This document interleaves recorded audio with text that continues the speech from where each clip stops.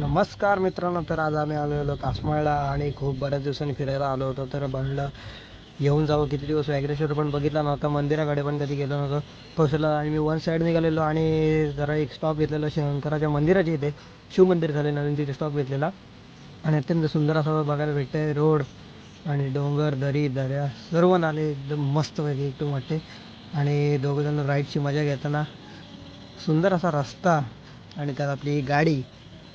सवय लागली फिरायची. खूप मस्त मस्त धबधबे झरे फुटले होते छोटे छोटे आणि पावसाचं मस्तपैकी वातावरण झालं होतं. सुंदर असं एकदम. कौशला म्हणतो तिकडे जायचं का, मी म्हटलं नको, आपला इथंच बरं आहे.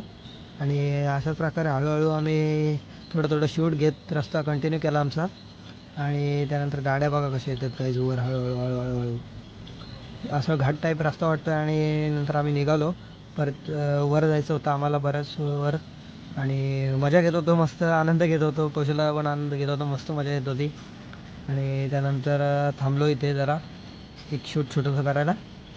फोटोज वगैरे काढले सुंदर. आणि मग नंतर आलो मस्ती करत थोडी, इकडून तिकडे इकडून तिकडे. रिकामा रोड होता त्यामुळे मस्ती करत होतो वन साईड. आणि मग नंतर व्याघ्रेश्वर मंदिरात आलो. धबधब्याची मजा घेत कौशल्याने व्हिडिओचा आस्वाद घेतला. आणि त्यानंतर परत निघालो.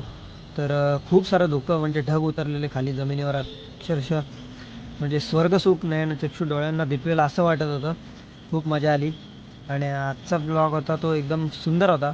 खाली उतरताना पण एकदम मजा येत होती. कंटिन्यू आम्ही ढगांच्यातूनच जात होतो असं वाटत होतं आम्हाला. ढगांना हात लावतो आहे आम्ही. लिटरली मजा येत होती खूप. आणि गाडीचा आपल्याला म्हणजे एक राईडची मजा घ्यायची असेल ना, तर एकदा काहीच कासमाळ